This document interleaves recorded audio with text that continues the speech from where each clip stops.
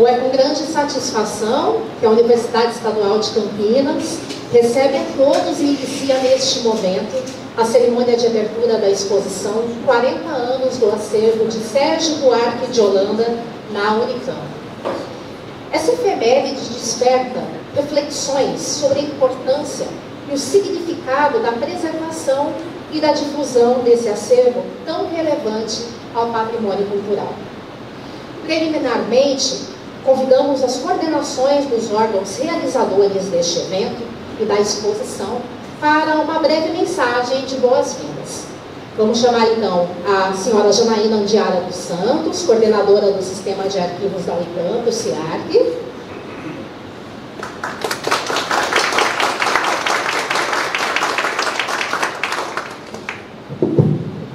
Bom dia, pessoal. Vou falar rapidamente para não tomar nosso curto tempo aqui de abertura, né? Primeiro, eu cumprimento e agradeço a presença das autoridades, a professora Maria Luísa, representando o reitor, o professor Fernando Coelho da PROEC, o professor Tiago, professora Taliba, nosso convidado especial, Oscar, nosso anfitrião, Daniele, parceira de sempre, professor Tiago também, um outro parceiro recorrente, né? Ainda bem. E as demais autoridades aqui presentes. Eu agradeço também a presença dos palestrantes que vieram aqui, se dispuseram, né, a compartilhar seus conhecimentos na mesa da tarde. Pedro Monteiro, que vai participar remotamente, Gisele Venâncio, Rafael Pereira da Silva e Rafael Guilherme de Carvalho também. Bom, é uma alegria estar aqui mais uma vez, né, em mais uma dessas parcerias entre arquivos e bibliotecas tão recorrentes, celebrando um marco muito especial, que é a vinda do acervo Sérgio Buarque para a Unicamp em maio de 83.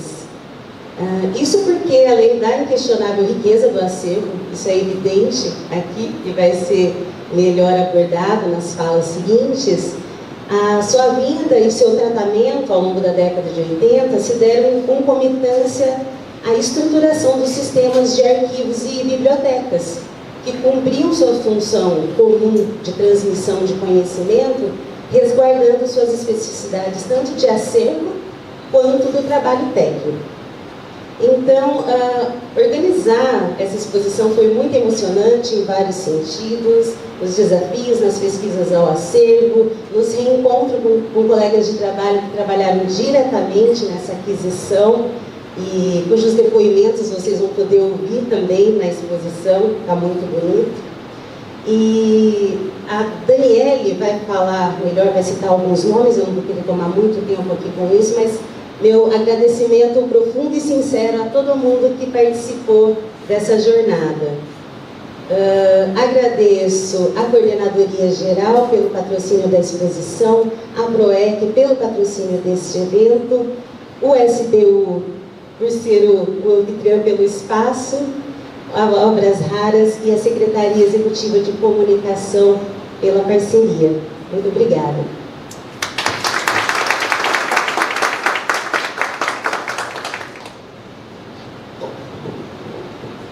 Agora, o senhor Oscar Eliel, diretor do Sistema de Bibliotecas da Unicamp, por favor.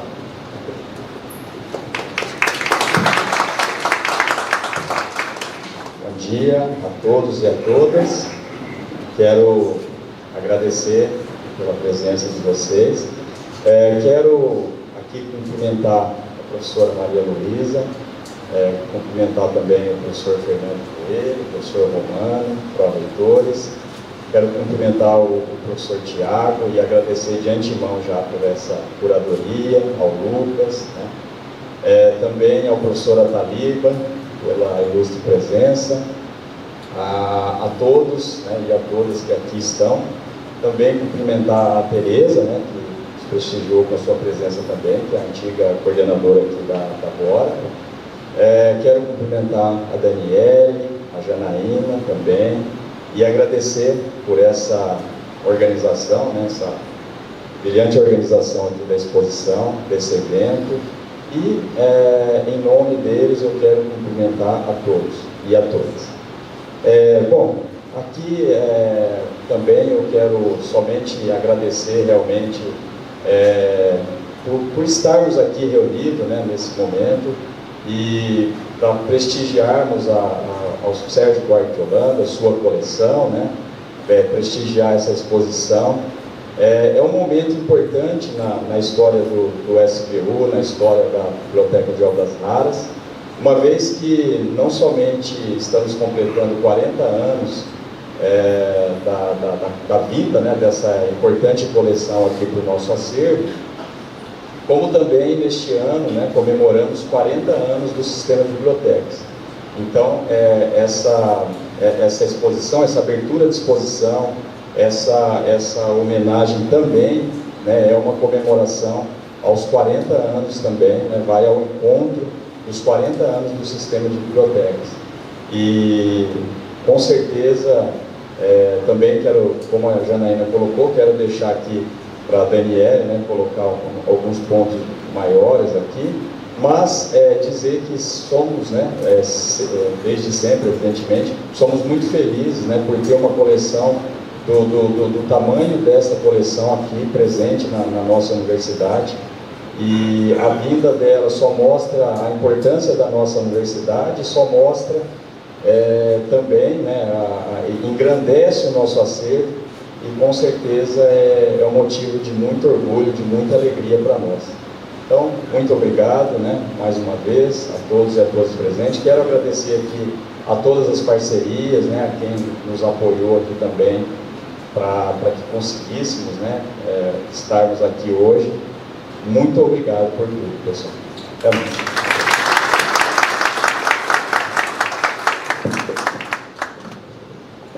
Vamos lá, agora é a vez da Daniele Thiago Ferreira, coordenadora da Biblioteca de Obras Raras, Fausto Castilho, agora, para dar as boas-vindas aqui. Obrigada, gente. Bom dia a todos, a todas. É uma honra para a gente da Biblioteca de Obras Raras, Fausto Castilho, vocês estarem com a gente hoje, né? Agradeço a presença de todos. Cumprimento as autoridades, a professora Maria Luísa, a professora Fernando Antônio Coelho, o Oscar Eliel, a Janaína, os professores Tiago, a professora Taliba e todas as autoridades convidadas aqui presentes. Começo dizendo que nossas bibliotecas e arquivos são guardiões de preciosidades e memórias, e temos a missão de tornar público o acesso e construir pontes e redes com nossos interlocutores, leitores e pesquisadores, para que novos estudos sejam realizados.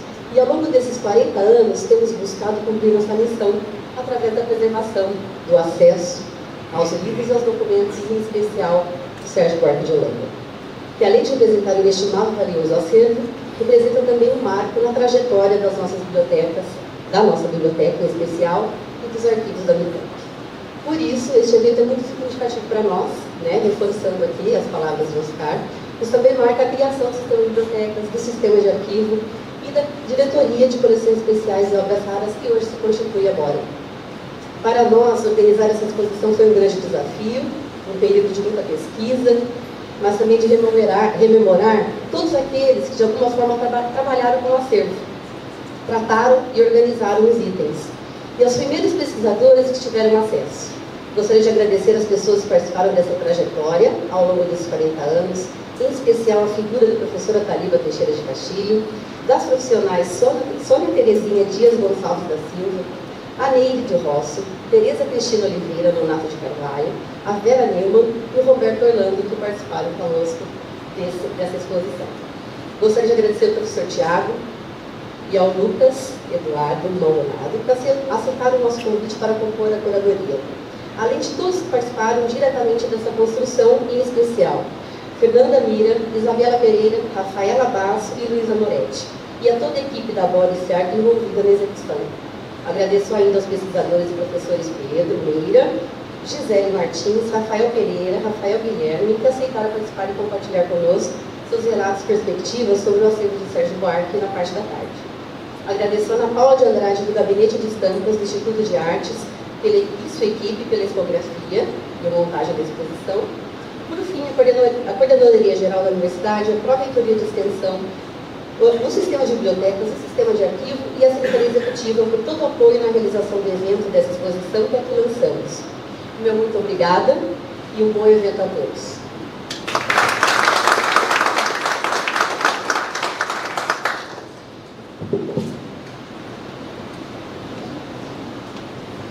Saudamos as autoridades presentes e convidamos para compor a mesa de abertura desta cerimônia. Professora doutora Maria Luísa Moretti, coordenadora geral da universidade, aqui representando o magnífico reitor, professor doutor Antônio José de Almeida Meireles, professor doutor Fernando Antônio Santos Coelho, pró-reitor de Extensão e Cultura, professor doutor Tiago Lima Nicodemo, do Instituto de Filosofia e Ciências Humanas, o IFISH, coordenador do Arquivo Público do Estado de São Paulo, da PESP, e curador da exposição 40 anos do acervo de Sérgio Buarque de Holanda na Unicamp. De forma especial, cumprimentamos os representantes das instituições externas que apoiaram esta exposição: o Arquivo Público do Estado de São Paulo, o Museu Paulista da Universidade de São Paulo e da própria Unicamp, a Secretaria Executiva de Comunicação, o Gabinete de Estampas, Departamento de Desenhos e Gravuras do Instituto de Artes. Também agradecemos a presença dos demais convidados e convidamos para fazer uso da palavra o professor doutor Tiago Lima Nicodemo.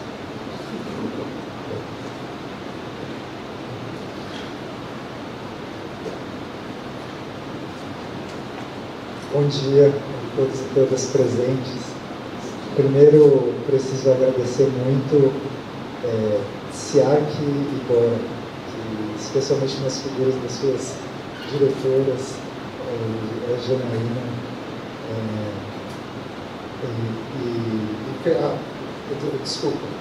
e a Daniela Tchaei, que tem inclusive o segundo nome, que é o meu nome. E em seguida, todas as autoridades que estão aqui, né? Especialmente a vice-reitora, a Maria Luísa, e todos os outros, os pró-reitores também que estão aqui presentes. Não posso, estou com medo de errar esquecer o nome de todo mundo, é sempre um desafio, né? Mas em especial o João Romano veio, o Fernando também está aqui. Agradeço demais a todos os professores, a presença também do professor Ataliba.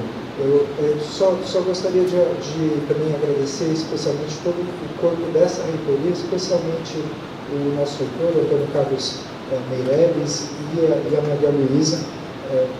Me sinto aqui como professor e como coordenador do arquivo público acolhido nessa comunidade. E agradeço muito a vocês por esse acolhimento tão próximo. Então vou passar, depois eu vou ter a oportunidade de explicar um pouco a exposição para vocês, qual foi a ideia, qual o papel que ela tem. Então não vou tomar o tempo de ninguém com isso e também fazer melhores agradecimentos do que esses. Mas antes só uma pequena observação. O sistema de arquivos, o sistema de bibliotecas, ele tem essa raiz na década de 80, 1983 e 1984, e a vinda do acervo tem a ver com essa estruturação. São os dois sistemas estruturadores da informação na universidade.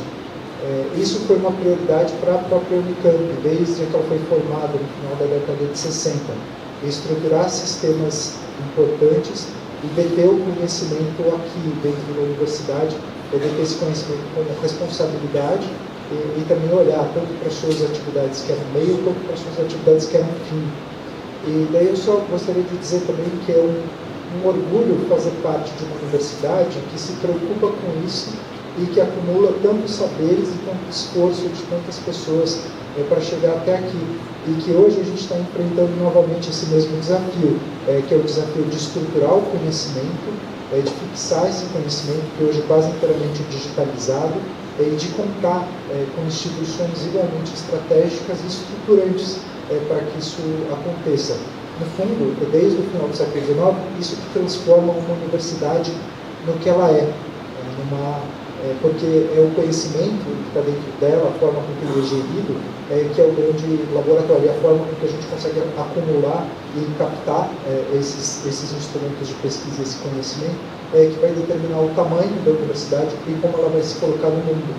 Então, é só para dizer isso, que é um orgulho estar num lugar em que isso é privilegiado e respeitado, e é um orgulho estar num lugar e fazer parte de um lugar que vem de um acúmulo tão grande de gente boa e dedicada para isso. Então, é isso, gente. Obrigado. Obrigada, professor Tiago. Neste momento, convidamos o professor Fernando Coelho para fazer uso da palavra. Bom dia a todos e todas. Para mim, um enorme orgulho estar aqui, presente na abertura dessa exposição, que para a Universidade, sem dúvida nenhuma, representa um marco. Eu vou começar a minha fala, então, com o diretor da mesa, cumprimentar a professora Maria Luísa Moretti, nossa querida diretora, o professor Tiago, que é a pessoa responsável pela curadoria desse evento.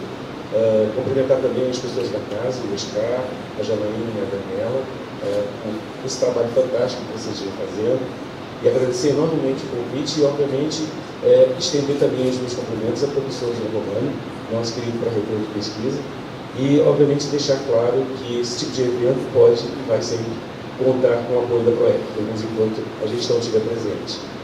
É para a gente, na verdade, um grande prazer estar aqui, porque quando a gente se debruça, e eu tenho feito isso com a ajuda do professor André Murilo, aqui do CNU, a gente se debruça sobre o acervo da universidade, a gente fica, na verdade, encantado.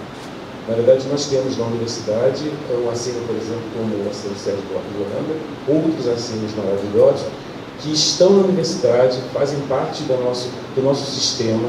E, obviamente, uma coisa que é bem importante, eles às vezes estão um pouquinho escondidos. E em conversas, aquelas conversas de bate-papo, né, que vai e volta, e essas conversas acontecem muito bem com o André, ele sugeriu, algum tempo atrás, que a gente fizesse uma proposta de criar um corredor cultural. O que é essa proposta do corredor cultural? Primeiro, identificar todos os arquivos da universidade. Segundo, estabelecer dentro da universidade uma espécie de mapa que permita a todas as pessoas da comunidade, externas à comunidade, saber o que tem e qual é a disponibilidade de consulta e visita a esses acervos. Então, essa ideia está nascendo, ela já tem financiamento, o André já começou os primeiros passos, que é realmente fazer o levantamento, e eu acho que daqui a pouco nós vamos ter alguma coisa que vai na direção daquilo que você acabou de falar, Tiago, que é o papel da universidade na conservação, que é o papel da universidade de usar esses acervos como motivo de pesquisa e, sobretudo, guardar a memória e deixar claro para a comunidade a importância da memória, a importância da guarda da memória, porque sem memória a gente não consegue fazer civilização. Então, eu acho que é realmente muito importante esse tipo de atividade, e eu particularmente fico muito emocionado porque aqui atrás tem um livro original, Raízes do Brasil, que é uma raridade, quer dizer, eu me lembro perfeitamente como um aluno, aí eu estou falando de uma época que está lá no período da década de 50, né? Estudando e falando sobre o Sérgio Buarque de Holanda. Então, estar na frente da obra é, na verdade, uma coisa emocionante. Então, para a gente é realmente muito legal. E aí, depois, quando eu entrei na universidade, eu tive contato com o sobrinho dele, o Aurélio Buarque de Holanda, que era químico como eu, e que trabalhava na Universidade Federal do Rio de Janeiro, e eu tive muitas conversas com o Aurélio. O Aurélio era fotoquímico. Um pouquinho diferente daquilo que acho que é a Tilly que ele fazia. Mas, de qualquer forma, era realmente muito bom e as memórias são muito interessantes. E eu agradeço muito. E eu vou terminar a minha fala citando o professor Taliba. E agradecendo ao professor Taliba por todo esse trabalho. O senhor destravou nisso. E, obviamente, pessoas como o senhor são fantásticas e fundamentais para que a Universidade de Campinas tenha atingido o estágio que ele está. Então, muito obrigado, boa exposição. Eu tenho certeza que nós vamos nos regalar com as belezas que estão aqui atrás. Obrigado. Obrigada, professor. Com a palavra, neste momento, a professora doutora Maria Luísa Moretti. Obrigada, Luísa Moretti, minha xará. Muito obrigada por estar aqui, pelo convite. Obrigado também a todos que organizaram essa cerimônia, essa exposição de 40 anos da vida de Sérgio Buarque de Holanda. Eu começo cumprimentando aqui a mesa, ao meu lado, o professor Fernando Antônio Santos Coelho, nosso pró-reitor de Extensão e Cultura da PROEC, o professor Tiago Lima Nicodemo, que é professor do Instituto de Filosofia e Ciências Humanas, é historiador e atualmente coordenador do Arquivo Público do Estado de São Paulo, e é o curador desta exposição de 40 anos do acervo de Buarque de Holanda. Eu queria contar que eu sou contemporânea dos pais do Tiago, Nicodemo. Então, nossos pais do Tiago são infectologistas da Universidade de São Paulo, assim como eu, meus amigos, aos quais eu tenho profunda admiração. Cumprimento também as coordenações dos órgãos que realizaram esse evento, entre eles a Janaína, a Andiara dos Santos, ela é coordenadora do CIAR, que Janaína tem, desde que eu assumi o cargo dentro da Coordenadoria Geral da Unicamp, a gente tem tido uma série de reuniões, sempre é uma pessoa buscando a melhoria do CIAR constantemente. Então a Janaína, ela tem um destaque especial em todo o seu trabalho. Parabéns, Janaína, pelo trabalho e por organizar essa exposição.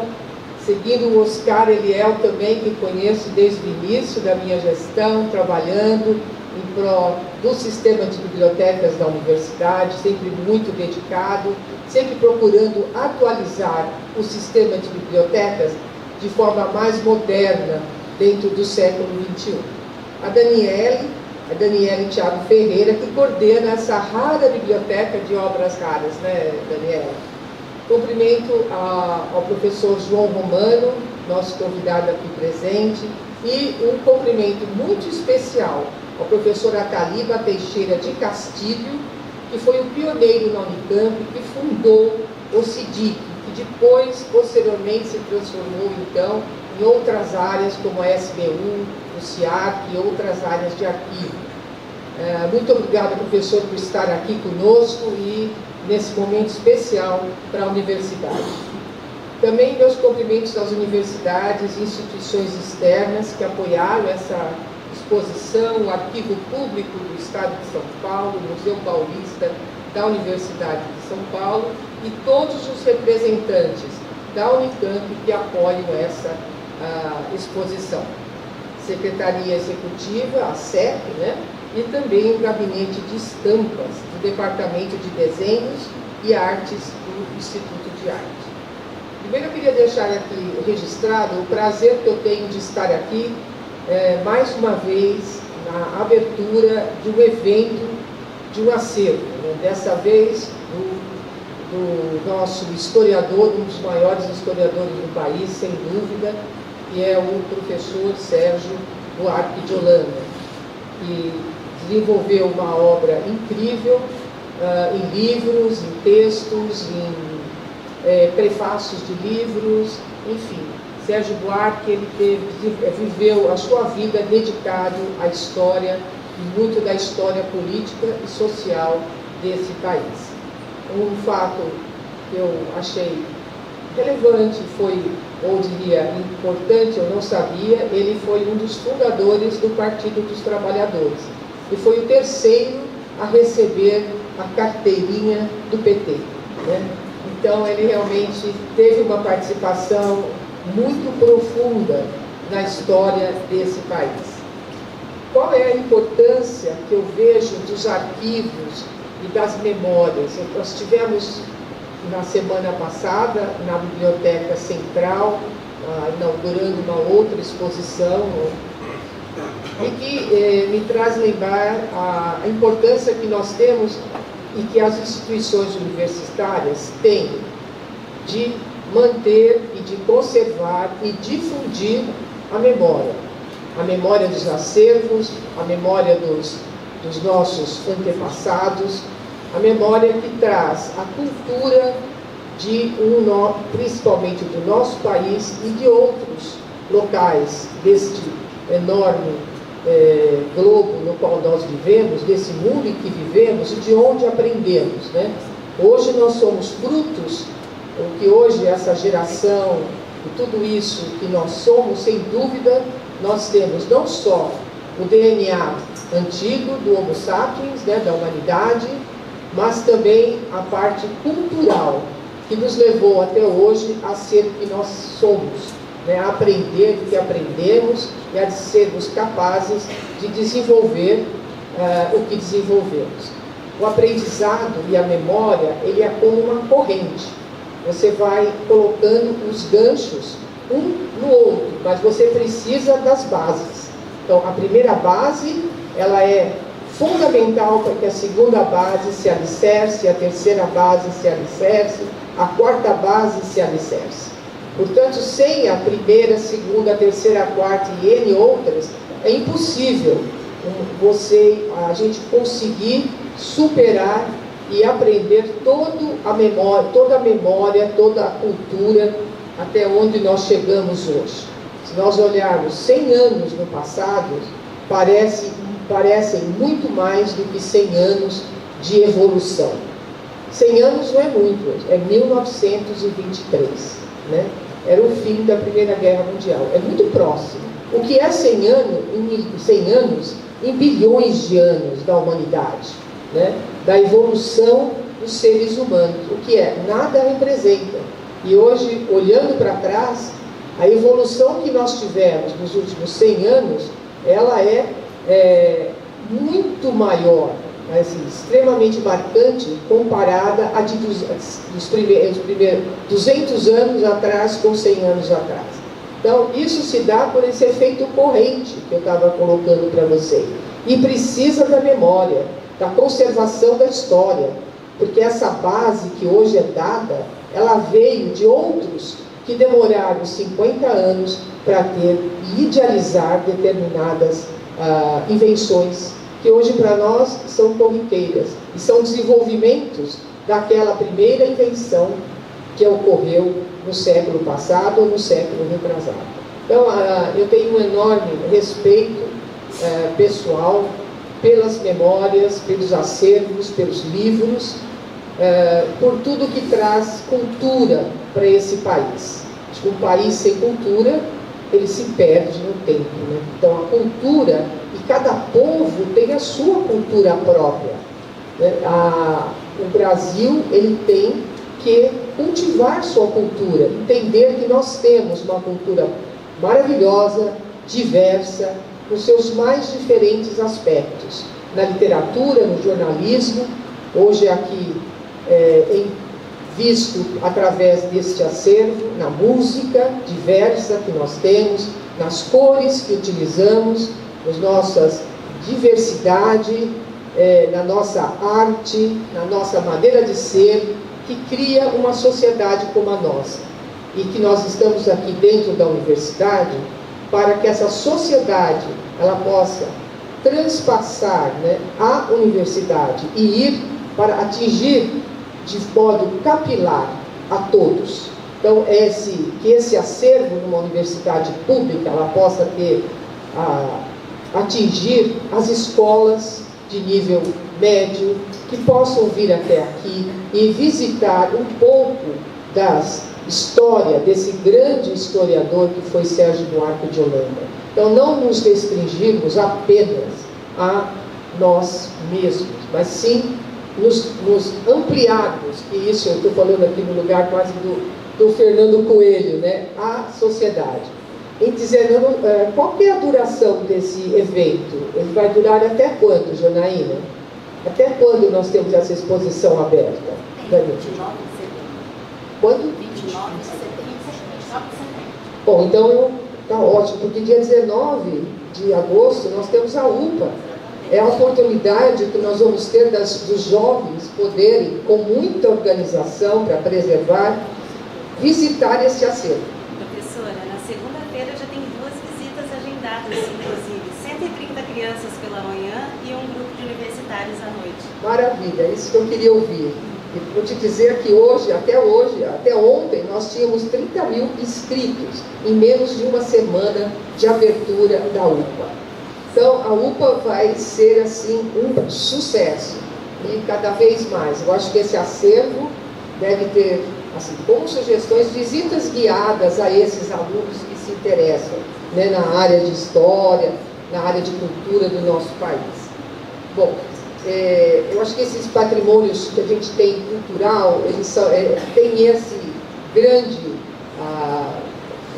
grande personalidade, né? Essa forte personalidade estudantil. Eu tenho as minhas lembranças do meu ensino médio, ensino fundamental, Eu estudei numa escola pública, assim como a maioria, acredito, de vocês aqui. Mas existia no meu bairro uma biblioteca municipal, né? E eu ia nessa biblioteca 3 vezes ou mais por semana estudar. Então, eu fui criada nesse ambiente de biblioteca e eu adorava estudar, retirar livros, levava para casa, devolvia. Mas para mim, a ida e a volta à biblioteca fazia parte do meu dia a dia, do meu crescimento durante o ensino médio. Eu acho que isso tem que ser novamente difundido entre os alunos, né? Porque nós temos hoje um grande aporte, um grande fornecedor de informações, que é a própria internet, os meios digitais, que competem com o meio presencial. Mas a importância de um aluno entender que ele pode vir na biblioteca e se socializar e trocar ideias é muito saudável. Eu queria finalizar, finalizei até meu discurso na semana passada, porque eu fiz uma busca da importância da memória cultural, da memória dos países. Encontrei uma frase de um filósofo, historiador europeu espanhol, chamado Jorge Santayana. Jorge Santayana, ele escreveu todas as suas obras, ele foi educado nos Estados Unidos, mas ele tem uma frase que eu acho que traduz muito o que nós estamos fazendo, esse trabalho nas bibliotecas. Ele diz, eu vou fazer uma tradução no português livre, né, que se não lermos as memórias, não tivermos as memórias à mente, teremos que revivê-las. Então, a importância aí, eu deixo aqui a mensagem da importância que é o Centro de Memória, a BORA, o CIARC, o sistema todo de biblioteca. Muito obrigada a todos, parabéns pelo evento e muito sucesso. Obrigada.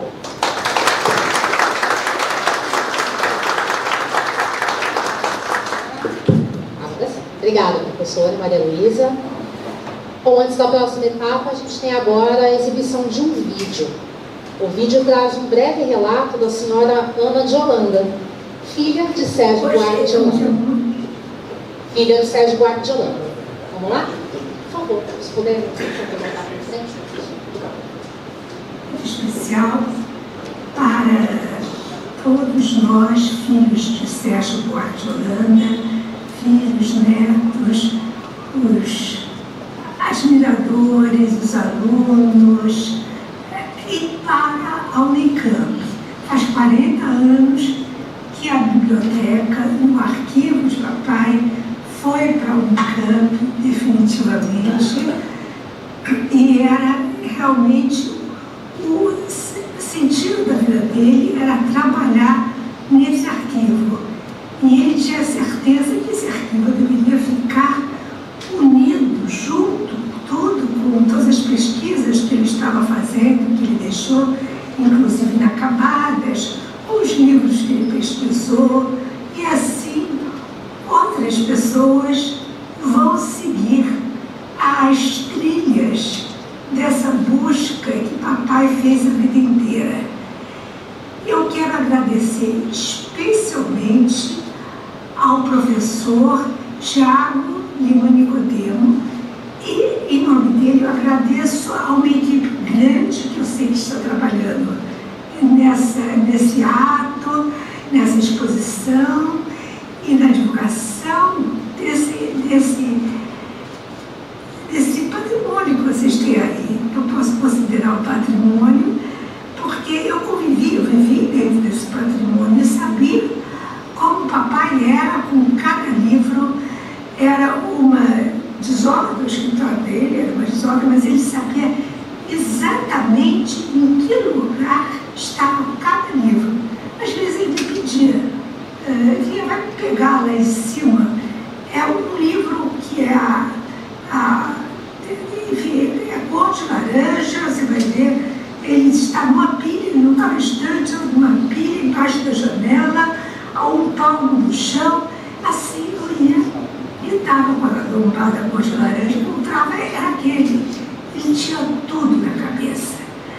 Mas a vida levou, ele viveu, ele produziu uma grande obra e nós ficamos muito orgulhosos da Unicamp se interessar por esse arquivo.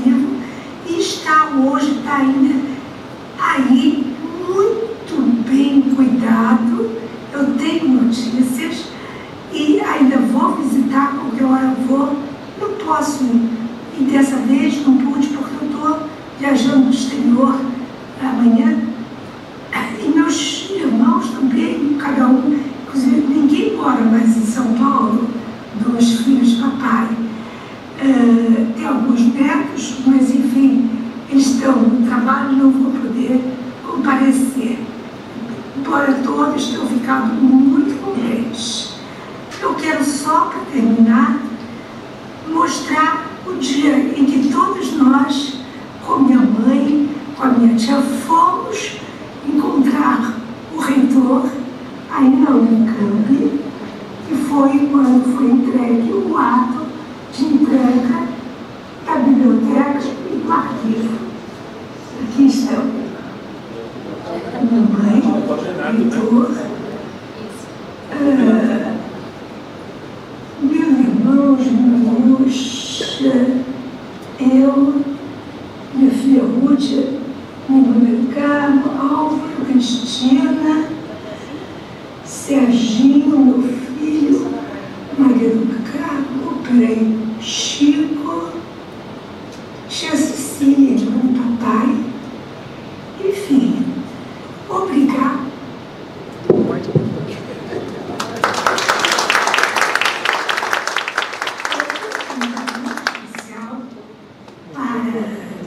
Todos nós, filhos de Sérgio Buarque de Holanda, filhos, netos, os admiradores, os alunos. Isso aí. Esse vídeo chegou pra gente há pouco tempo e ele vai ficar aqui na exposição também, não só na abertura, mas vai ser possível assisti-lo novamente. Vamos encerrar neste momento a solenidade de abertura, então. Agradecemos novamente as autoridades, muito obrigada. E vamos convidar o professor Tiago Lima Nicodemo para voltar à mesa. Ele fará a continuidade do evento. E convidamos, a gente agora tem um convidado muito especial aqui presente, o professor doutor Ataliba Teixeira de Castilho.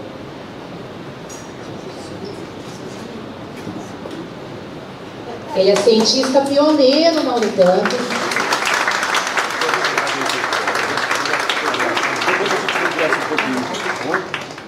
Fundador do Centro de Informação e Difusão Cultural, que posteriormente se desdobrou no sistema de arquivos e bibliotecas, como já foi dito hoje aqui. Professor Ataliba foi titular no Departamento de Linguística do Instituto de Estudos da Linguagem entre 1975 e 1991. Dando sequência ao evento, passamos então a palavra ao professor Tiago. Obrigado, Luísa. Vou dar a palavra para o Ataliba, que vai contar um pouco da história de como é que o CIARC e como é que o sistema de bibliotecas foram fundados, né? Eles têm uma origem e qual que é o lugar do acervo do Sérgio Buarque de Holanda nisso. Antes, só um comentário, tem gente me perguntando o que é isso daqui, né? Esse Fusquinha. E o Fusquinha vem de uma história do Sérgio Buarque da Maria Amélia.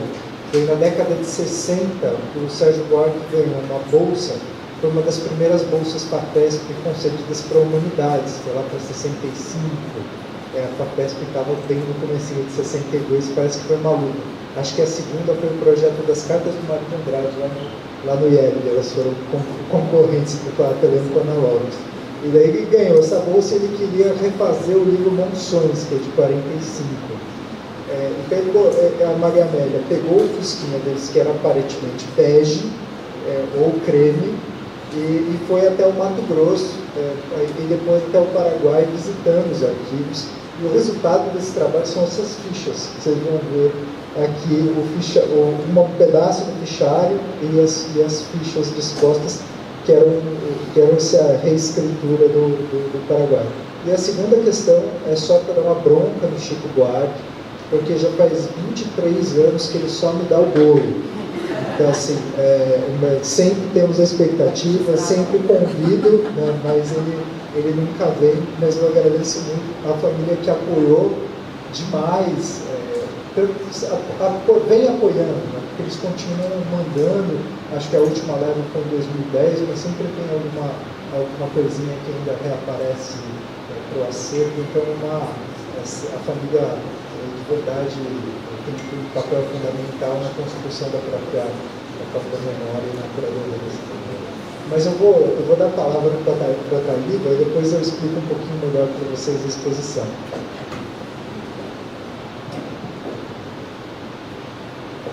Eu quero agradecer, antes de mais nada, pelo convite para participar deste evento tão interessante, tão bem prestigiado pelas autoridades da universidade. Tivemos a ter várias autoridades, que agradeço a todas elas por estarem prestigiando este evento, e agradeço ao Tiago e à Janaína pelo convite para falar hoje aqui. Eu dar um depoimento sobre a criação do sistema de bibliotecas da Unicamp. Esse é o meu tema. De março a junho de 1900, quando você fica velhinho, você fica lembrando, como me chamaram, eu falei, simplesmente de cemitério. E o velhinho vai começar a lembrar, o professor está na hora do almoço. Então, de março a junho de 1970, atuei como vice-professor na Universidade de Texas em Austin. E na ocasião até foi comigo as minhas filhas gêmeas, entre elas a Cláudia, que está ali, e que é bibliotecária aqui da BC. Montei essa universidade em 1981, agora como Fulbright Visiting Scholar, e a Cláudia foi junto comigo. Ao chegar ao campus pela segunda vez, fiquei espantado, pois entre a primeira e a segunda data, a universidade tinha construído uma segunda biblioteca com mais de 1 milhão, isso mesmo, com mais de 1 milhão de volumes consagrada aos estudos de graduação. A biblioteca anterior, localizada numa torre que tinha ficado tristemente famosa por ter hospedado um atirador, servia agora a pós-graduação. Abrigava igualmente 5 milhões de volumes. É evidente que nada disso tinha surgido do vácuo. Fortes lideranças locais tinham certamente conduzido o processo. Voltei para Campinas convencido de que nossas bibliotecas eram o nosso calcanhar de Aquiles, aqui na nossa Unicamp. Seria necessário resolver isso. Confessei essa preocupação ao Dr. Eduardo Leino, a quem alugara a minha casa, e ele mesmo casado com a Dona Nelly, que era bibliotecária. Eu não sabia, mas o Dr. José Aristodemo Pinotti, na altura reitor da Unicamp, tinha relações profissionais com os Leino. Sucedeu que o Dr. Leino passou essa impressão ao reitor Pinotti, que me mandou chamar ao seu gabinete. Ele tinha sofrido um acidente que trazia uma das pernas engessadas, e pulando de um lugar para outro em seu gabinete, com aquela impaciência que tinha, pois não era um homem de ficar esperando, abriu o seguinte diálogo. O doutor Leine me contou que você anda dizendo por aí que as bibliotecas são o nosso calcanhar de Aquiles. É verdade isso? Eu falei, sim, é verdade. Sempre estranhei que uma universidade tão dinâmica como a Unicamp não tenha conseguido ter o mesmo ritmo de suas bibliotecas. Bom, disse ele, você está vendo essas gavetas aqui na reitoria? Estão cheias de projetos. Não me venha com mais um. Agora eu quero solução para resolver os problemas. Esse era o problema do nosso. Não sendo bibliotecário, procurei então alguns especialistas que ponderaram sobre a conveniência de integrar as bibliotecas seccionais num sistema, tendo a biblioteca central como cabeça desse sistema. Dessa forma, as aquisições, os processos de catalogação e outras rotinas seriam unificados e sistematizados, melhorando assim o rendimento das bibliotecas. Programas de aperfeiçoamento profissional dos bibliotecários seriam implementados. O reitor Pinotti reuniu essas e outras disposições de um projeto que foi aprovado pelo Conselho Universitário. Seria preciso, então, construir a biblioteca central, instalada precariamente naquela ocasião, num barracão, uma espécie de barracão. O reitor Pinotti me encarregou disso já agora na condição de coordenador do Sistema de Informação e Difusão Cultural, do CIDIC, cargo que exerci sem remuneração. E determinou que o arquiteto fosse contratado para a construção. Que eu achasse esse arquiteto. Tudo para onde? Sempre de gente assim. Tudo para onde? Afinal, não é como diziam os romanos, o Itabeus, a nossa vida é muito breve. Visitei então algumas universidades e me pareceu que o Dr. Paulo de Massa, arquiteto, que tinha construído a Biblioteca Central da Universidade Federal de Minas Gerais, seria um bom nome. Contactado, ele topou, requerendo logo de entrada um sobrevoo do campus, para a escolha do local do novo prédio e para que ele não destoasse dos prédios no entorno. A Companhia Paulista de Força e Luz emprestou um helicóptero. O arquiteto realizou seu voo e, ao desembarcar na Praça Central do Exemplo, aqui na frente, agachou-se e desenhou de um jato a fachada do novo prédio num punhado de areia que a chuva tinha carregado para o local. Ah, esses artistas, que privilégio vê-los atuando. Mas aí surgiu um problema. O plano diretor do campus não previa a construção de um prédio nessa praça central, representada no logo da universidade por aquela esfera preenchida por tinta preta. E dizer que durante muito tempo interpretei aquela esfera como uma representação do conhecimento humano, compacto, sem fissuras. Mas não, aquilo era a praça central. Pois é, não poderia ser ali, já estava previsto um local para isso ao lado do restaurante universitário. O arquiteto ficou desolado com a notícia. Não escondeu seu desgosto para dizer mesmo. Como? Ao lado do restaurante? Os insetos que vierem de lá. O senhor já pensou no prejuízo para mim e para os consulentes? Suspirei fundo e larguei. Doutor, nosso restaurante é um modelo de limpeza. E além do mais, o plano diretor já estabeleceu o local. Agora é fazer o projeto. Conformado, o arquiteto retornou ao seu escritório e em pouco tempo tínhamos o projeto pronto. Aprovado pelas instâncias competentes da UFAM, já tinha chegado a hora da construção. Mas é mesmo, não havia verba. De novo, o Dr. Pinotti me investiu numa função. Vai pedir dinheiro emprestado da Caixa Econômica Federal brasileira.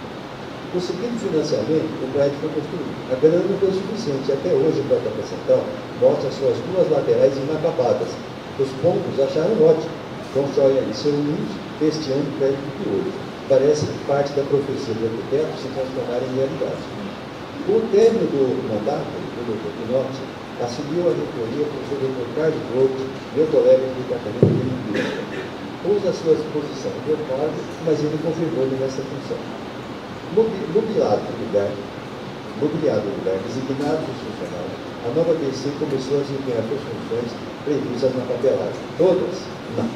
A BC, no meu entendimento, peço desculpas, falhou num dos seus aspectos mais centrais, o aperfeiçoamento das bibliotecárias. Via estágios nas grandes bibliotecas do exterior. Os professores, no meio de desenvolvendo programas de pós-doutorado para sua melhoria científica, com os bibliotecários não poderia ser diferente. Tanto que uma ocasião eu fui na live da FAM, por exemplo, perguntei se eles aceitavam pessoas para fazer estágio. Mas isso aqui é o dia a dia, isso é o normal, né? Aceitamos, é claro.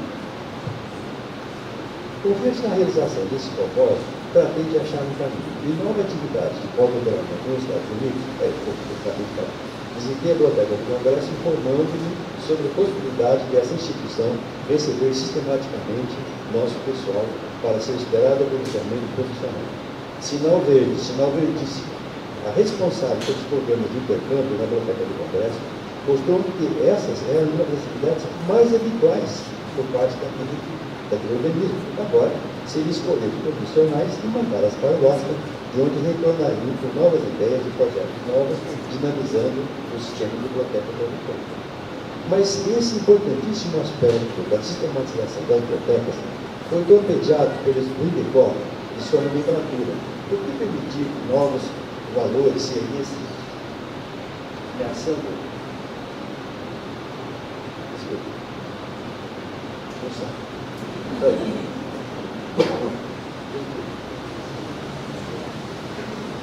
Acomodados na sua rotina, por que dar de barato das posições, apoiando hoje nem amanhã, inevitavelmente mostraria as limitações dos pontos do projeto?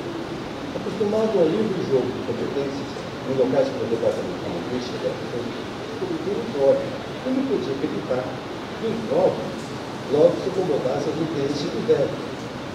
Abrindo mão do seu aperfeiçoamento profissional, inacreditável associação de interesses, ou melhor, de desinteresses. proferia se cumprir. Que profecia? Pois aqui está. Vocês estão ouvindo? Está baixadinho, professor. Falar mais perto? Ah, tá. Eu já estou acabando. Agora você não tem que adivinhar o que foi que eu falei antes. Voltando no tempo, lembro-me perfeitamente do dia de trabalho no departamento de linguística. Vocês perdoem essas lembranças, é de velho assim, me lembrando. Ligado então ao FCH, pois o IEL ainda não existia. O chefe do departamento chamou todos os professores informando que o reitor Zeferino Vaz estava chegando para uma visita de surpresa. Acomodados em nossas cadeiras, meus colegas e eu vimos concretizar-se um dos mais belos capítulos da história da Unicamp, o reitor Zeferino Vaz atuando na plenitude do seu cargo. Consultando seus dados, ele perguntou se já tinham sido comprados os computadores e alguns aparelhos para análise de som. Onde estavam? O que estavam fazendo com eles? Que resultados tinham sido obtidos? E os demais equipamentos? Finalizada essa tomada de contas, ele nos presenteou com essas palavras de sabedoria. Equipamentos são fáceis de comprar. Seu uso é que conta. Seu uso por pessoal competente, selecionado por vocês, igualmente com competência. Mas erros podem ocorrer. Vocês podem contratar um professor medíocre. Assim que se derem conta do seu erro, atirem essa criatura pela janela, imediatamente. Caso contrário, ele se unirá a outros medíocres e serão vocês que sairão do ano pelas janelas. A universidade não é lugar para incompetência.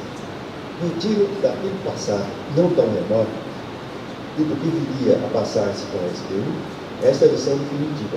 A universidade não é lugar para incompetentes. Otimista incorrigível, nem poderia ser diferente, pois todos os projetos coletivos de linguística que lancei tiveram sucesso, ainda sonho com uma reação dos proprietários da Unicamp. A criação da biblioteca de Caras é uma dessas reações. Por que não reunir-se a tremendo dinamismo da Unicamp, melhorando seu rendimento profissional, empurrando tudo para frente, exercendo com proveito sua profissão? Afinal, aqui é a Unicamp. Muito obrigado.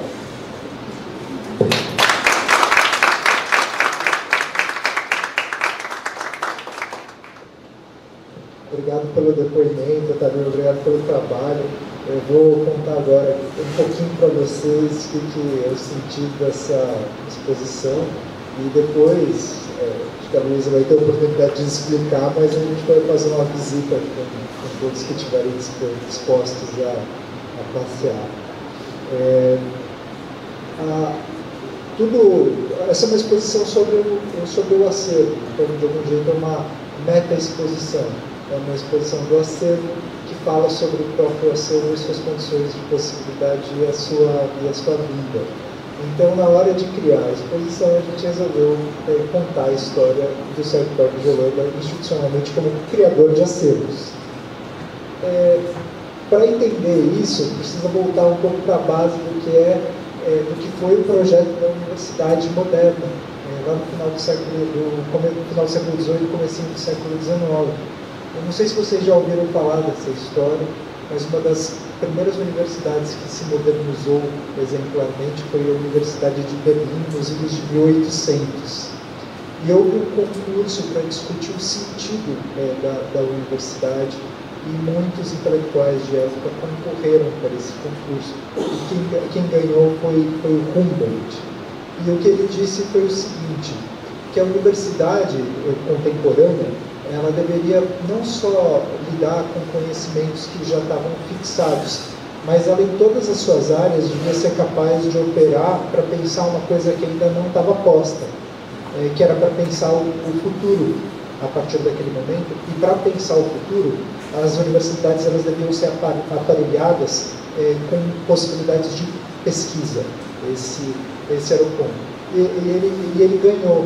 E esse projeto começou a ser amparado.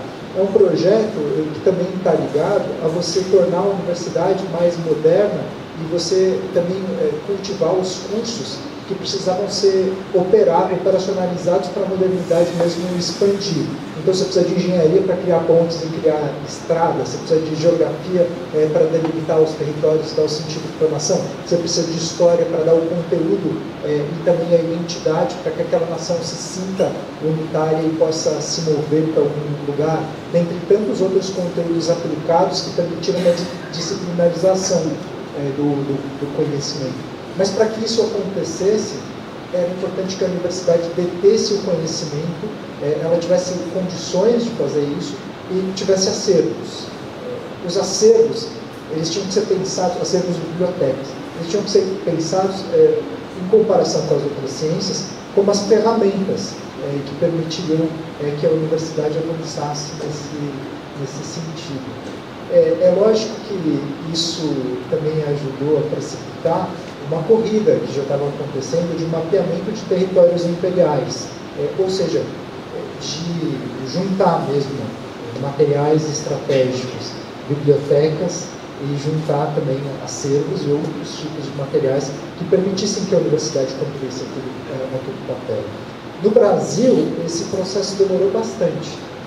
O nosso projeto de universidade, o projeto primeiro da Universidade de São Paulo, depois da Universidade do Distrito Federal e tantos outros projetos que faliram nas décadas anteriores, desde o final do século XIX, de se criar uma universidade, eles imaginavam a universidade como gerando quadros para a expansão e unificação do sistema central de educação. Então, voltado sobretudo para a formação de quadros, pensando que o Brasil precisava ganhar uma certa unidade e uma certa dimensão. Então, a universidade está diretamente ligada, a ideia de universidade do Brasil está diretamente ligada, nesse primeiro momento, aos projetos de expansão educacionais. Francisco Campos, tantos aqui, Anísio Teixeira, essas figuras que deram o substrato para aquilo que seria a universidade. E os projetos de acervo, de constituição de acervo, eles estiveram muito mais ligados a tensões entre o governo central, o governo federal e as províncias mais fortes, como o caso de São Paulo. Uma disputa, literalmente, para a constituição e para a configuração da informação. Essa disputa ela aconteceu ao longo de todo o século XIX e decorrido do século XX. Muitas instituições concorreram nessa disputa, para que a informação estivesse concentrada num lugar ou para que a gente tivesse mais condições para isso. A vinda dos acervos para a universidade, depois, tanto para a USP, depois para a Unicamp, depois para outras universidades, na medida que as universidades federais expandiram, foi muito mais uma desmobilização desse processo nacional e federal do que exatamente um triunfo. Quer dizer, as universidades se estruturaram e se colocaram como lugares confortáveis para que esses acervos que estavam sendo desenvolvidos, eles tivessem uma guarida. E o Brasil também se estruturou um pouco mais, se estruturou depois da década de 80 democraticamente para que isso pudesse funcionar direito. Tem a ver o Sérgio Buarque com isso. O Sérgio Buarque, ele, na década de 30, ele esteve num projeto de universidade, um projeto da Universidade do Distrito Federal. E depois ele passou por várias instituições de acervo, entre elas o Instituto Nacional do Livro e a Biblioteca Nacional na década de 40, até voltar para São Paulo, quando acabou o Estado Novo, em 1946, e virou diretor do Museu Paulista. Quando chegou no Museu Paulista, teve justamente esse olhar estratégico de fazer com que o Museu Paulista, de sonhar com que o Museu Paulista fosse um museu etnográfico, um museu do homem, quiçá, e um museu histórico. E comentou esses dois projetos quase que de forma independente, imaginando uma separação total desses dois grandes conjuntos de acervo. Isso já era uma ideia que remetia aos projetos do Mário de Andrade no Departamento de Cultura em 1935. Isso vocês imaginam ainda, nesse caso aqui, né, esses acervos ainda não estão na universidade. Eles só virão mais tarde na universidade. Bom, depois a gente tem aqui esse momento do pós-guerra, um momento de configuração grande de novos acervos, especialmente em São Paulo. Né? Então, tem, por exemplo, o acervo do MASP, que é de 48, acervos de arte, que vão se configurando como um espólio. Exatamente, Mário de Andrade no Instituto dos Estudos Brasileiros. E daí esse conjunto de acervos se formando. E quando a Universidade de São Paulo forma seu campus, e o campus ficou pronto no comecinho da década de 60, 62, o campus do Butantã, isso deu uma grande estruturada e aumentou a universidade, todos os projetos estruturantes, e permitiu que muitos acervos que estavam espalhados, eles rumassem para dentro da universidade. E o Sérgio Buarque teve um papel fundamental nessa mediação. Ele tinha entrado na Universidade de São Paulo com um curso já de tese titular, que vocês estão vendo a fotinho em 1958. Então ele teve esse papel de fazer com que os acervos viessem para a universidade. Quais acervos? E outros fossem criados. Né? Quais acervos? Né?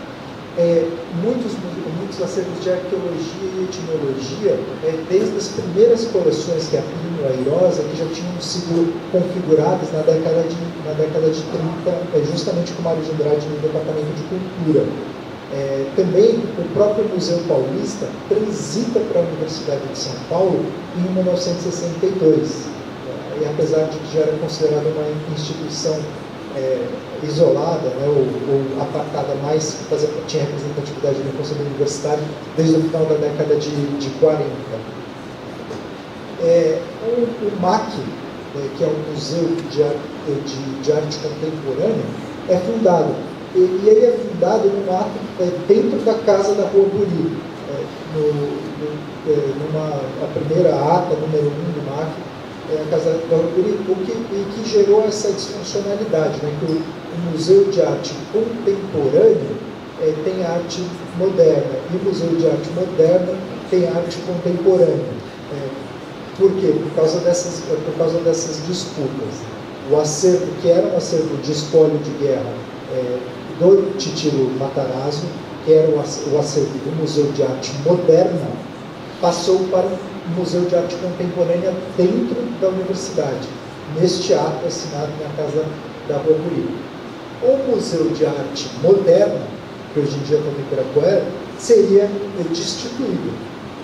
Não acabou não sendo, e daí as coleções que hoje habitam o Museu de Arte Moderna foram as coleções que começaram a partir da década de 60, a partir daquele momento, porque o museu ficou esvaziado.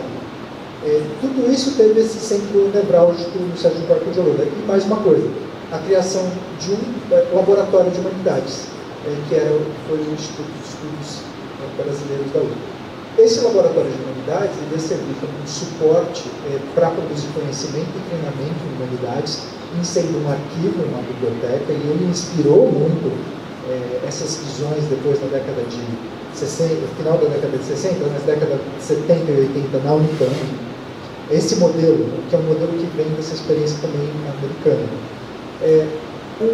Mas também ele guardou a memória desses projetos de institucionalização da cultura que vinham da década de 30 e 40, que não é uma memória, não é simplesmente uma memória para ser comemorada ou vista de forma apática.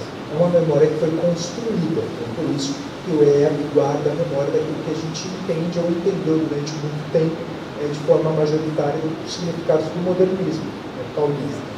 É uma memória que foi construída graças a essa concorrência de acervos e essa montagem dos arquivos.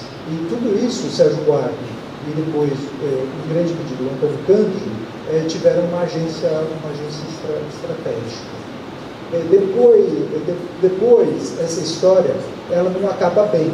Ela já não tinha sido uma vitória nesse final da década de 60, porque o que eles queriam era vingar os institutos nacionais, ou os institutos paulistas. Eles queriam que esse plano de intervenção e institucionalização da cultura ele não fosse reduzido à universidade, que a universidade fosse um pedaço deles. Mas eles perderam.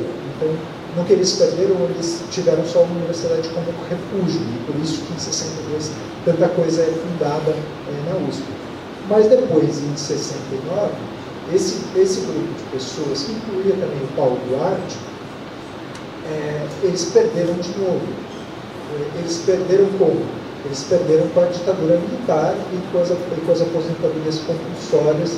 O Sérgio não foi aposentado compulsoriamente, mas foi aposentado em solidariedade aos compulsórios. Né? Então ele saiu da universidade em 69, assim como Paulo Duarte saiu em 69. Mas 69 também já era um ano de fundação e estruturação dessa universidade. Então a história da própria Unicamp começa a se formar a partir do contraponto a esse evento traumático das aposentadorias compulsórias e das perseguições na ditadura. Porque muitos professores que se solidarizaram com isso, ou que eventualmente sentiram algum tipo de censura, ou que vinham de algum jeito do espectro progressista, foram professores cientistas e pesquisadores, né? Todas as áreas foram acolhidos justamente na Unicamp, e é justamente por causa disso que a gente tem também momentos fundacionais, como a presença do César Lattes, ou depois também, tanta gente, o Antônio Coelho, a presença, a eminência parda do Antônio Cândido, fundando o IEL junto com o Roberto Schwartz. É isso que está por trás desse movimento, a Unicamp como contraponto da USP.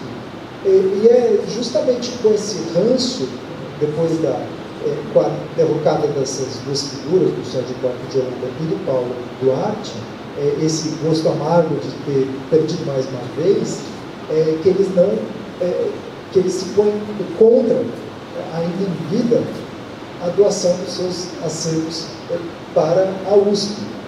E é justamente por causa disso que estes dois acervos são a base dos acervos pessoais que hoje a Unicamp possui. Então essa é um pouco o contexto dessa história.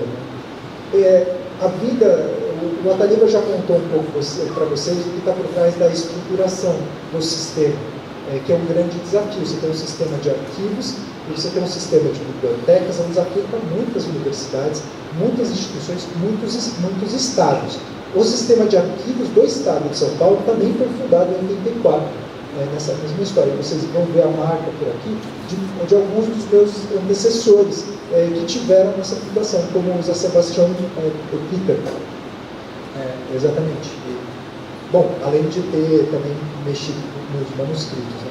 Aliás, esse acervo, que é o acervo do Arquivo do Estado de São Paulo, é um acervo que tem algumas histórias, alguns documentos, eles até hoje têm as marcas de buraco das cinzas dos cigarros do Sérgio Buarque.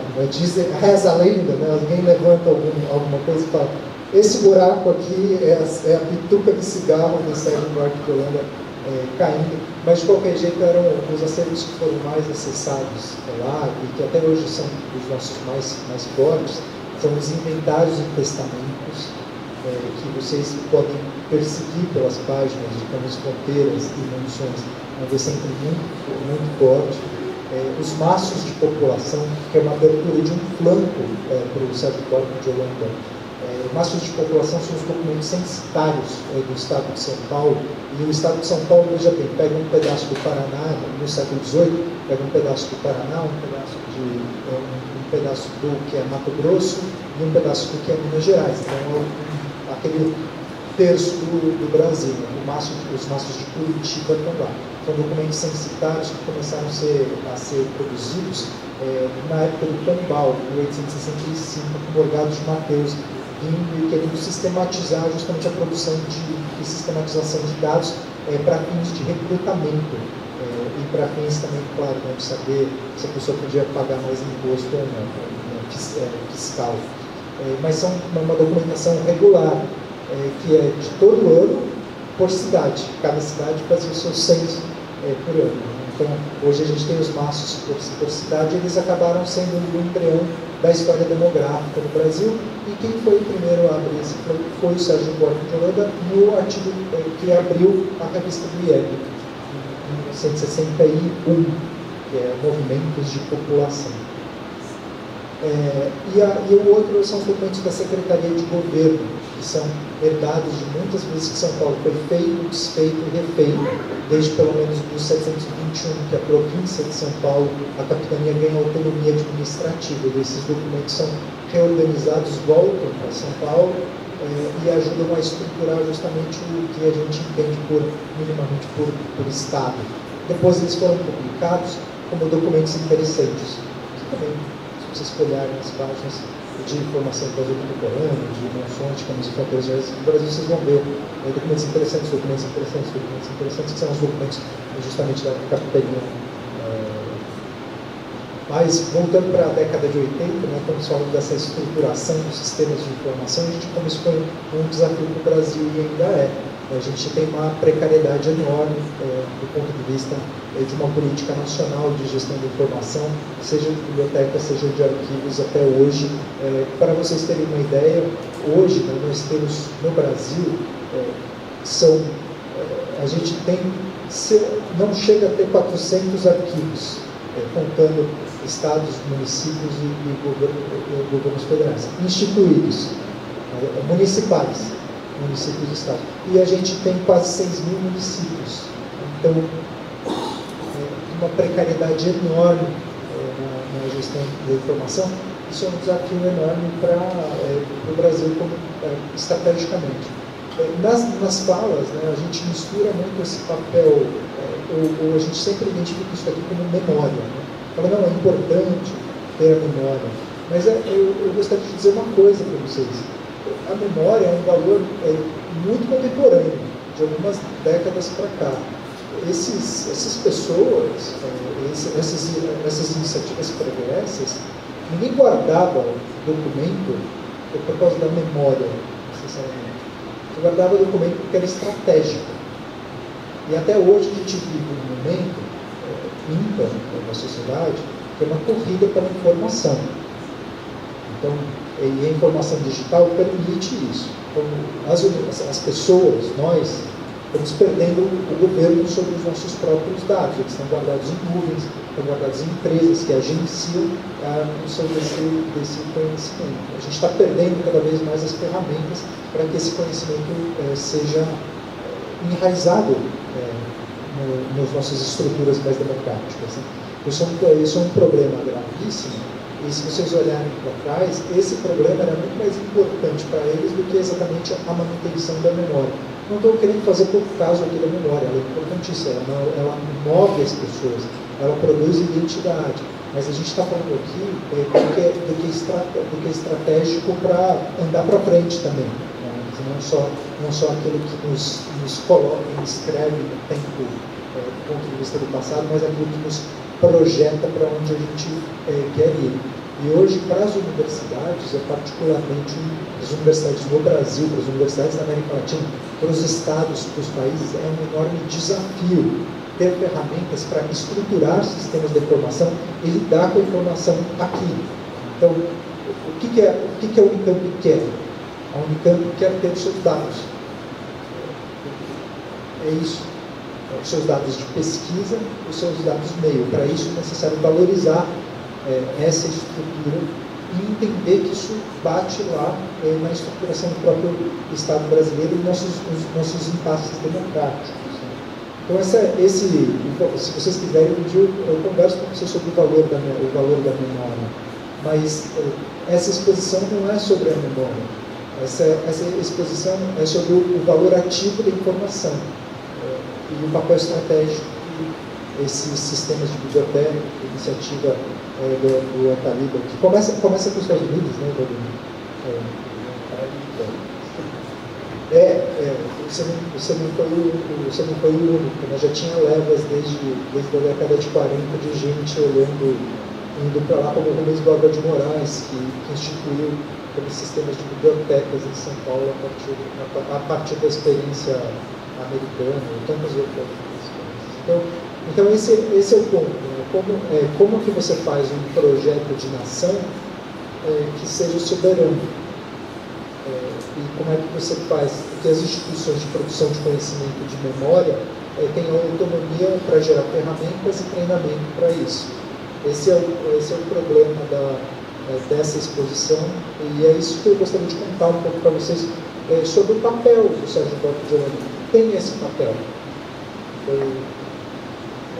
E é lógico que quando a gente está em instituições de produção de conhecimento, e a Gisele está aqui, depois eu faço agradecimentos, mas a gente estuda não, sem ingenuidade.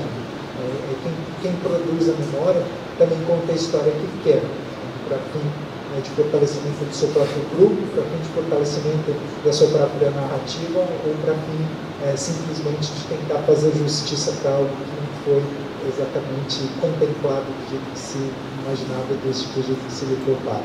Antes de terminar, e vou terminar com agradecimentos, eu só queria contar um pouquinho. Então, veio o acervo aqui, foi chegando. O primeiro chegou o acervo de biblioteca. São 10 mil livros, certo? Aproximadamente. A biblioteca chegou primeiro e depois foram chegando as caixas dos documentos pessoais. Esses documentos, alguns deles já estavam organizados, né, porque tinha aqueles recortes que até hoje a gente usa para pesquisar, os recortes de jornal, com as notícias das coisas que chegavam sobre o Sérgio Buarque de Holanda, e tinha também outros documentos, né, como fotos, que foram chegando depois em levas mais, na medida que o tempo transcorreu. Né? O momento é 84. E daí qual que é o sentido, né? O que tem de bom aí? Né? O que eu posso contar para vocês que pode valorar e situar melhor estes acervos? O que eles representam? Bom, a biblioteca, ela tem esse peso de grande manancial e instrumento de pesquisa. Poucos livros sobreviveram das fases do Sérgio Buarque anteriores a 1940, ao final da década de 40. Essa biblioteca foi modelada, e essa é uma contingência das bibliotecas. Normalmente elas são modeladas na medida em que as pessoas moram em casas.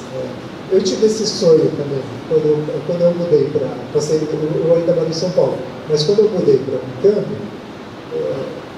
e entrei no concurso, eu falei, nunca mais vou botar os meus livros em caixas. Eu não aguento mais levar de um lugar para o outro. E ele também aconteceu isso. Então, quando ele vai para a casa da Rua Buri, que é a segunda casa que ele mora em São Paulo na década de 50, então, ou pelo menos quando ele vai para São Paulo a partir de 46, que você pode falar de fato de uma biblioteca, quando ele tem um lugar onde guardar os livros. Alguma coisa residual veio da década de 30, mas também a gente tem relatos de que essa biblioteca ela foi dispersada em alguns momentos, como por exemplo quando ele foi para o Espírito Santo, em Cachoeiro do Itapemirim, em 1927, há relatos dele próprio dizendo que ele se desfez dos livros. Existem outros relatos do Sérgio Buarque contando sobre esse desfazimento dos livros. Alguns deles estão ligados às suas viagens mais estratégicas. Então, ele fez 2 viagens estratégicas para os Estados Unidos, uma em 1941, outra no final da década de 40, em 49. Nessa década de 40, ele estava estudando muito literatura brasileira e crítica literária, e teve contato com várias correntes e fluxos literários americanos, anglo-americanos, New Criticism. Cadê a biblioteca do New Criticism aqui em cima? Aqui em cima eu falo literalmente, para quem não conhece, ela está aqui em cima. Pode visitar, Dani? Pode. A gente, quem quiser ver, a gente leva vocês lá. Esse pedacinho aqui, já esclareço, ele é mais cênico. Né? Tem a cadeira, a cadeira a poltrona do Sérgio Buarque. Mandei esse videozinho para a família, eles ficaram emocionados de ver a poltrona ainda existindo aqui. E a máquina de escrever também, e os 2 prêmios que vocês vão ver literários, que é o Juca Pato de intelectual do ano e o Jabuti de 79 por tentativas, 78 ou 79 por tentativas de mitologia. Mas a biblioteca ele se desfez dos livros de crítica literária anglo-americana, deu para o Antônio Cândido, e o Antônio Cândido doou para o que seria a biblioteca da Faculdade de Filosofia e Letras. Esses livros até hoje permanecem incógnitos na Faculdade de Filosofia e Letras. Vocês podem ver, se vocês tiverem uma carteirinha da USP, vocês podem retirá-los. Não são muitos, são uma centena, mas são livros importantes. Então, a biblioteca ela foi sendo moldada nesse jogo. E agora, o que é forte na biblioteca como marco zero são os livros da viagem para a Itália, essa viagem que ele fez em 52 e 54. Vocês vão ver que esse eixo de viagens é um eixo aqui da exposição, apesar do fato que a gente cortou essas viagens para os Estados Unidos, que eu mencionei as fotos da viagem para os Estados Unidos. Vocês vão ver ela em Itália aqui. Mas ia começar pelo livro mais raro da coleção, que é o Canocchiale Aristotélico, do Emanuele Tesauro, que é um livro um tratado sobre a metáfora, é um tratado de retórica do século XVII. Não me lembro exatamente qual, acho que o que a gente tem aqui é a quinta edição por volta de 1630, alguma coisa assim. O Ramuso é mais velho. É do Sérgio também? Tem um livro, tem o Ramuso. Esse livro veio junto com a biblioteca do Sérgio Borges de Holanda. Esse livro, que é do século XVI, só há 2 exemplares no mundo. Um deles está aqui. E dentro tinha a notinha de comprar. $25.000. Esse livro está aqui. É um sujeito, esse Ramuso, uma espécie de repórter, que no século XVI resolveu contactar os grandes navegadores. Ele foi atrás daqueles do século XVI, estava indo para as Américas, e ele entrevistou essas pessoas e anotou tudo que dados que estavam nesse livro. É de uma raridade espantosa esse livro. Eu acho que precisa estar dentro de algum cofre, alguma coisa assim, mas é isso. A gente tem até medo de falar das coisas, das riquezas que a gente tem. O Rio Grande, apesar do Arquivo do Estado de São Paulo ter um prédio exemplar e muito estruturado, ainda é o nosso maior artefato de defesa ninguém saber onde as coisas estão. Não, mas isso é um cuidado. Quando a gente faz os vídeos, visita guiada virtual, por exemplo, é uma política de acervos não falar. Aqui nessa estante está o livro de $25.000 à sua direita, não pode dar. A maior defesa que os arquivos e as bibliotecas têm é a sua própria imensidão. Precisa saber navegar nelas, não é para qualquer um. Mas obrigado, obrigado pela correção. Mas é isso, gente. Depois a biblioteca foi sendo moldada em leves, especialmente nesse período que foi acadêmico na USP e constituiu um grupo de pesquisa. Então também isso está muito refletido, esse fluxo da década de 60 e 70. Mas não tem ainda um texto sobre a biblioteca, uma coisa que eu acho que a gente devia escrever a 1000 mãos, já que a gente tem os dados, tem os livros e tem todas as condições para isso. Os documentos, daí assim, como é que a gente pode situar a importância desses documentos? Acho que assim, a primeira coisa importante desses documentos são os manuscritos originais. Alguns desses manuscritos originais a gente conseguiu trazer para a exposição. Aqui na exposição vocês vão ver 3. 2 lá atrás da Iris, e um aqui. Esse é o manuscrito. Normalmente esse acervo de manuscritos ele não conta exatamente o processo do Sérgio Buarque na hora de escrever. Não dá muito para saber sobre como é que era esse caos. Se eu não me engano, a Gisele também pode me corrigir, vai contar para a gente hoje à tarde isso. Acho que era a Maria Amélia que digitava, não era? Acho que era. Né? Então, mas muitos o que a gente tem de manuscritos, eles quase sempre são já alguma coisa passada limpo por alguém. E em muitos casos, são resultantes de processo de reescrita de coisas, né? De insatisfação com o que ele mesmo escreveu. Tem um manuscrito de Raízes, a primeira edição, que ainda é muito pouco estudado, por incrível que pareça. Esse manuscrito esteve na mão durante muito tempo, porque eles não foram soltados em levas diferentes. Eu, por exemplo, quando eu estive fazendo pesquisa em 2002, há 21 anos atrás, para o meu primeiro livro, não entravam os manuscritos aqui, não conseguia ter acesso a nada. Alguns estavam na Biblioteca Central, outros estavam com a família, outros estavam a gente que o próprio Sérgio Buarque confiou para rever e fazer novas edições. Então ele deixou, por exemplo, o Fernando Novaes, os manuscritos originais de Raízes do Brasil, isso o próprio Fernando Novaes me contou, para fazer uma daquelas edições da Unesco, como tem em Casagrande e Senzala, mas nunca aconteceu. De qualquer jeito, graças a Deus, os manuscritos estão aqui, podem hoje ser estudados, mas ainda acredito que esses primeiros aqui sejam, na sua morfologia, muito pouco estudados e pouco conhecidos. Esses não estão aqui, a gente não trouxe para vocês. Mas tem outros estratégicos. Então tem o extremo oeste, que é provavelmente resultado desse processo da reescrita das fichas. Então era para reescrever Caminhos de Fronteiras e Munições na década de 60 e 70. Mas foi publicado póstumamente pelo meu antecessor do Arquivos, a Sebastião Victor. E também vocês vão encontrar outro bem curioso, que nunca foi publicado, porque o Sérgio Buarque explicitamente disse que não queria que fosse publicado, que é o Elementos Formadores da Sociedade Portuguesa na época dos descobrimentos. Esse texto tem datação controversa.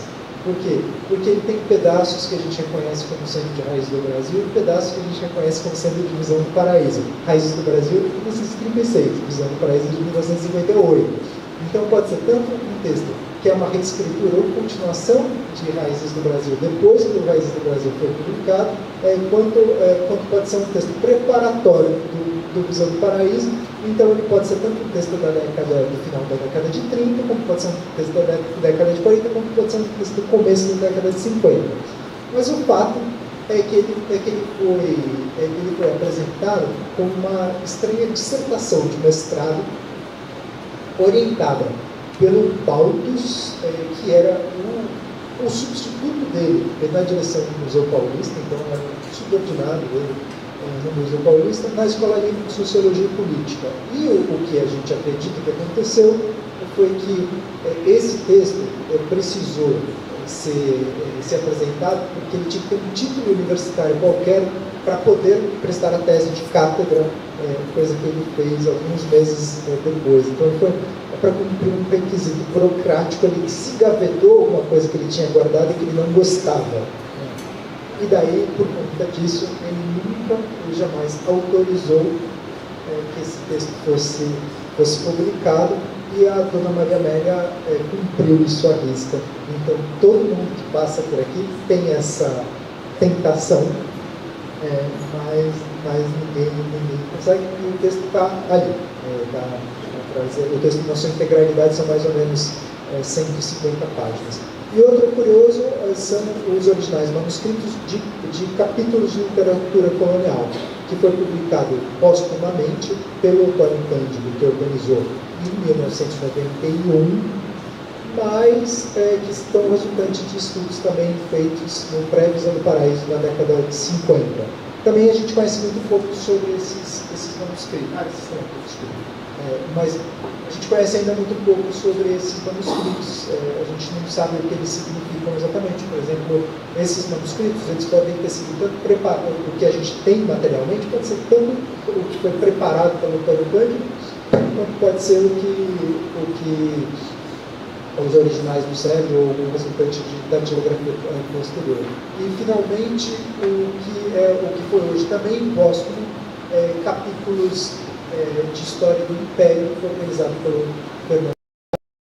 Vocês vão ver isso sim naquela vitrine, o último texto que ele estava escrevendo em vida, que correspondia a um pedaço da reescritura do último livro do Sérgio Buarque, onde ele escreveu inteiro, que é o Brasil, que é o tomo 2, volume 5, da coleção História Geral da Civilização Brasileira, intitulado Do Império à República, publicado em 1972. Esse manuscrito resultante também de uma indignação, como todas as outras, de reescritura. Então ele pegou, basicamente, retextualizou o livro de 72 e começou a escrever novos pedaços. E daí isso está indicado lá pela Maria Amélia, felizmente na hora do apreciário ou na hora de tentar organizar, indica manualmente o que está na Monarquia República e o que é novo. E daí o Fernando Novaes muito provavelmente se utilizou disso, né, dessa marcação do que é novo, juntou tudo que é novo e publicou nesse livro, que é o último livro póstumo do Sérgio Buarque, que é de 2010, que é o Capítulos de História Concreta, mas que também carece de muito estudo, porque a gente não sabe direito qual que era esse arranjo original. Quando o Fernando Novaes publicou, ele de algum jeito descontextualizou essa narração para a reescritura do livro todo, monumental. Então a gente não sabe exatamente, até por questões de direitos autorais, porque um se tornou da Companhia das Letras e outro é da Edibel, de outro grupo. Então separou bem o que era uma coisa e da outra. Então essa é outra questão. Mas de qualquer jeito, essa história dos manuscritos é a coisa mais simples que a gente tem na documentação. E daí as cartas. As cartas foram cuidadosamente editadas, porque o Sérgio Buarque era muito confuso, não guardava nada, e aquela coisa, casa de ferreiro, espelho de pau. Então, cuidadosamente editadas significa que vocês vão ver as cartas que batem com a construção da própria persona, ou da própria figura do intelectual público, as suas várias fases, por exemplaridade, cada uma delas que eu já citei aqui, que eu não preciso falar de novo. Mas essas cartas, de qualquer jeito, são muito ricas, muito interessantes. Algumas delas a gente consegue encontrar suas contrapartes, como é o caso das cartas do Mário de Andrade, que foram publicadas pelo Pedro Meira Monteiro na correspondência entre os dois, ativa e passiva de cada um. Em alguns casos, a gente só tem aqui as respostas, mas não vai ter os originais do próprio Sérgio Buarque. Daí fotos que vieram em várias levas, essas fotos são lindas, também não vou me estender mais, porque acho que eu já falei demais, vocês querem ver a exposição. Bom, cadernos de anotações de pesquisa, que são muito valiosos e alguns contam essa história desse pesquisador que ficava refazendo tudo, e que não estava satisfeito com nada que ele tinha escrito, tinha até uma certa irritação com o que ele tinha escrito, tinha esse compromisso, até o último dia de vida, de ficar fazendo e refazendo o que estava escrito. Bom, então assim, essa é um pouco a história da exposição, tem essa inscrição institucional. Vou fazer agradecimentos, já fiz agradecimentos aqui a Janaína, a Dani e ao Oscar, como diretor do sistema de bibliotecas, e de todos aqui as autoridades que me precederam também, com o risco de sempre esquecer os nomes, né? Você vê como é que a vida é, né? Eu lembro, tudo isso que eu estou falando de memória, né? Mas o nome das pessoas eu esqueço, né? Lembro um pouco a minha companheira que lembra o nome de cachorro, mas não lembra o nome de gente, né? Eu lembro o nome de livro, de nota de rodapé, de página, não lembro das pessoas. Mas de qualquer jeito, correndo esse risco do esquecimento, eu vou fazer agradecimentos nominais. Primeiro ao Lucas Maldonado, que faz doutorado comigo e que deu todo o suporte intelectual, inclusive, para essa exposição acontecer. E vocês vão ver depois na ficha técnica que a gente tem esse cuidado de todo mundo que teve um papel criativo está sendo atribuído como curador. Então, teve esse parte festivo que me atribuiu como curador principal, mas aqui vou citar o nome dos curadores oficiais da exposição por direito e por mérito, que é o Lucas Maldonado, a Rafaela Basso, que mesmo aos 9 meses de gravidez está aqui presente. A gente não sabia se seria possível ou não, agradeço demais, né? A Fernanda Mira, que também estão todos por aqui, né? Eu não estou conseguindo enxergar todos. A Isabela Nascimento Pereira, a Luísa Moretti, que está aqui em pé do meu lado, e a Thelma Murari, que não foi incluída como curadora, não sei por que está na parte dos méritos de pesquisa, mas me atura desde lá para 99, 2000, porque ela que trazia os documentos para mim na sala de consulta, e eu irritava ela profundamente. E até hoje, ontem à noite, eu falei, não, vamos pegar mais manuscrito para mostrar, né? Daí a gente foi à noite, no meio da chuva no SEAC, procurar as pastas, e de novo essa mesma situação de 20 e poucos anos atrás se refez. Que ela estava pegando as coisas e eu louco para ver tudo em o menor tempo possível. Desce, Thelma, pode vir, vamos levar tudo lá. E eu, a equipe curatorial, desesperada aqui, porque eu queria trazer mais coisa desse ar. Mas eu acho que explica um pouco a paixão pelo acervo, né? Obrigado, Thelma, obrigado por me aguentar. E eu acho que, bom, vamos lá, né? Bom, segunda parte, né? Citei várias vezes a Gisele e o Venâncio, eu agradeço. Os dois Rafaéis aqui, o Rafael Pereira da Silva e o Rafael Guilherme de Carvalho, que vieram para a mesa da tarde, e o Pedro Meira Monteiro, que não pôde vir pessoalmente, mas vai estar virtualmente conosco a partir das ruas, né? O Ataliba, e acho que eu devo ter esquecido um monte de gente. Um agradecimento especial também para quem ajudou a montar o sistema, ajudou a construir essa história. Quase todo mundo está aqui sentado na minha frente, fora a Meire, né? E a Meire é Rocio, o sobrenome dela. Do Rocio Martins, que está na Argentina e foi uma das protagonistas na construção do sistema de arquivos, né? Teve um papel fundamental também como uma pessoa importante no CONARES, né?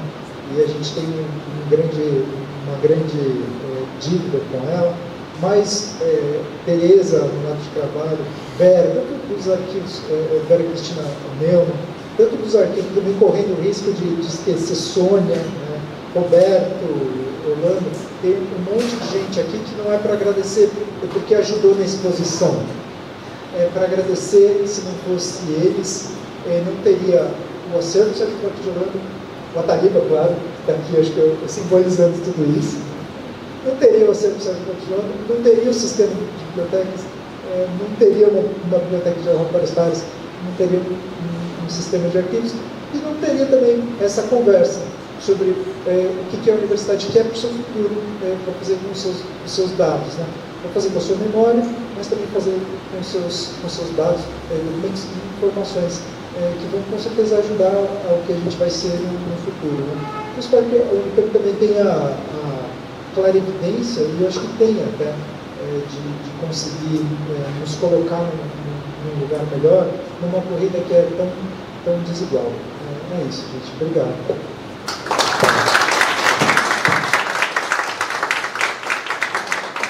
Obrigada, professora Taliba, professor Tiago. Bom, agora sim, né? Vamos para a visita guiada, então, a exposição 40 anos do acervo de Sérgio Buarque de Holanda na Unicamp, montada neste salão. O Lucas Eduardo Maldonado é doutorando do Departamento de História do Instituto de Filosofia e Ciências Humanas e um dos curadores da exposição, conforme já foi explicitado aqui. Ele vai conduzir a visita aos painéis e vitrines. Cadê o Lucas? Aí. O Lucas está vindo aí. E destacamos que a exposição estará aberta ao público de segunda a sexta, das 9 às 5 da tarde, e até o dia 29 de setembro. Né? Tem um lembrete aqui, tem um livro de visitas posicionado, então, por favor, não esqueçam de assinar. Né?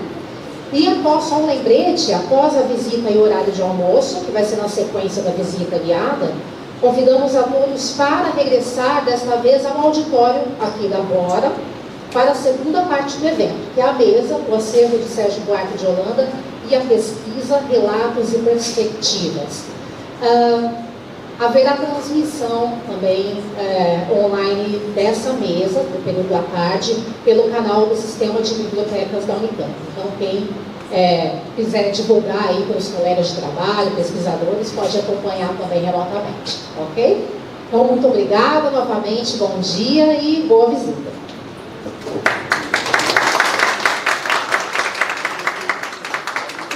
Pessoal, reitero os agradecimentos.